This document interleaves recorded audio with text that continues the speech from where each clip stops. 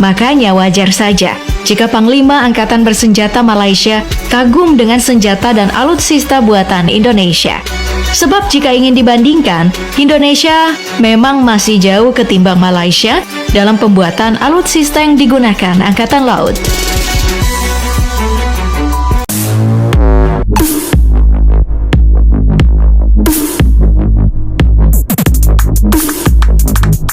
Kemampuan Indonesia sudah terpuji. Produksi kapal patroli dan perang 83 unit Indonesia versus Malaysia. Kita lihat di sini. Wow, inilah. Gagah, tangguh, dan bisa diandalkan. Itulah 3 aspek yang bisa menggambarkan PT PAL Indonesia sebagai Ya. Jadi gagah, tangguh, dan bisa diandalkan, yaitu alutsista dari PT PAL Indonesia. Kita dengarkan lagi. Poseidon Indonesia dalam membangun alutsista Angkatan Laut. Dalam sejarahnya, PT PAL bahkan mengungguli banyak perusahaan di negara tetangga karena produknya telah mendunia, di mana sudah banyak alutsista laut negara kita yang dibeli negara lain.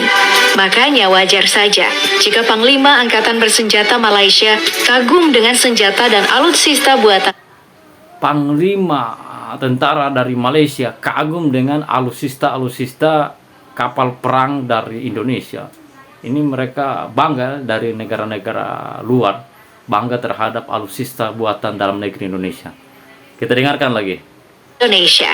Sebab jika ingin dibandingkan, Indonesia memang masih jauh ketimbang Malaysia dalam pembuatan alutsista yang digunakan Angkatan Laut.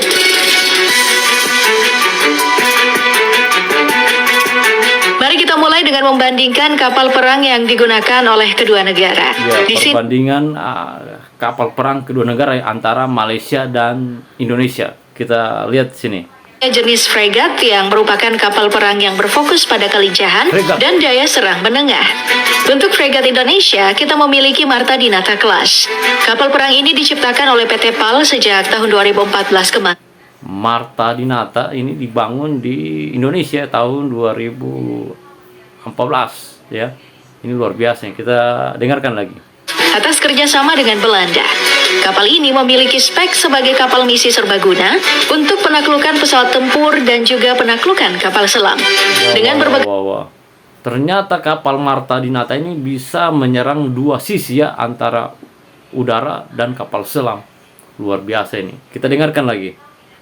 Di asal canggih, fregat ini mampu mencapai kecepatan 28 knot atau 52 km per jam. Daya jelajahnya mencapai 9.300 km dan mampu mengarungi lautan selama 20 hari penuh. Nah, untuk menjalani misi, Marta Dinata Class menggunakan radar dan juga senjata mumpuni. Radar yang ternyata Marta Dinata ini luar biasa, dia punya alutsista ya. Ini hasil kerjasama antara Indonesia dan Belanda. Kita lihat lagi. Adalah Smarts Mk2 pabrikan Belanda yang punya jarak efektif mencapai 250 km. Saat beroperasi sempurna, radar ini bahkan bisa mendeteksi jet tempur di radius 200 km dan misil siluman di radius 50 km. Ya. Misil siluman 50 km, pesawat atau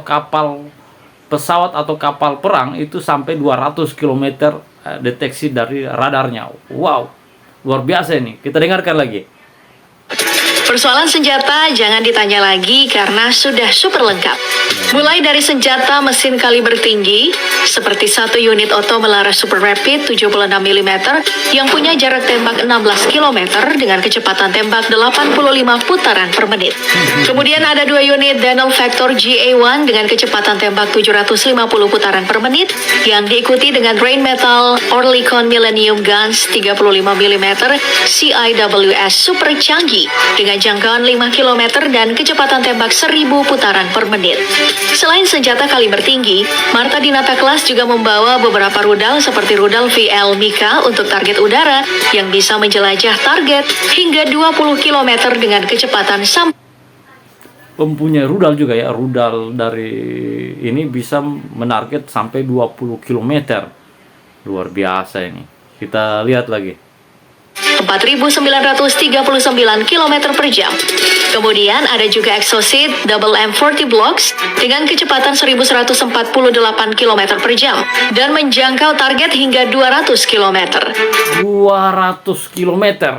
Pesawat tempur sudah bisa dideteksi dan bisa ditembak dalam jarak 200 km, yaitu rudal yang terdapat pada kapal perang Indonesia.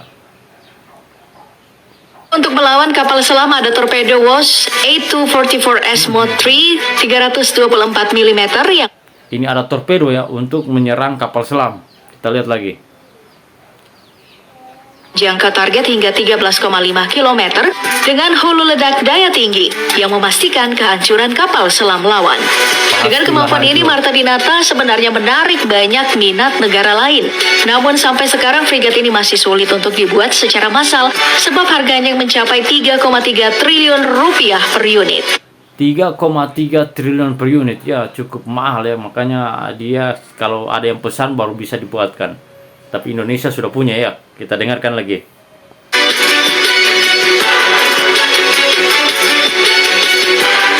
Sedangkan Malaysia punya Maharaja Lela Class yang dibuat oleh Balstit Heavy Industries milik swasta. Dari segi tujuan pembuatan, frigat ini punya misi yang sama dengan Marta Dinata Class. Makanya, kemampuan dari keduanya hampir mirip. Salah satunya datang dari kecepatan yang mencapai Kapal perang dari Malaysia. Nah, kita lihat bagaimana kekuatan kapal perang, katanya hampir sama. Kita lihat 8 knot atau 52 km per jam dan daya jelajah yang mencapai 9.300 km. Sama persis dengan Marta Dinata Class. Sama, ya. Bukan cuma itu, radar yang digunakan juga sama persis, yakni Smarts MK2. Perbedaan mencolok baru datang dari senjata karena frigat Malaysia ini punya senjata lebih minimalis. Mulai dari senjata mesin kaliber tinggi, ternyata persenjataannya berbeda ya, persenjataannya berbeda. Indonesia lebih unggul ketimbang Malaysia punya kapal perang. Kita lihat yang ya. digunakan oleh mereka seperti Bofors 57 mm gun yang cuma punya jarak tembak 8,5 km dan kecepatan 220 putaran per menit. Kemudian ada juga 2 unit MSI 530M 30 mm cannon dengan jarak tembak 5,1 km dan kecepatan 200 putaran per menit. Lalu untuk rudal, Malaysia menggunakan VL Mika untuk rudal darat ke udara sama dengan Indonesia. Namun untuk target kapal menggunakan Naval Strike Missile yang cuma punya jarak 200 km dengan kecepatan 1.148 km per jam. Selain itu, ada juga senjata torpedo yang kedepannya baru dikembangkan Malaysia.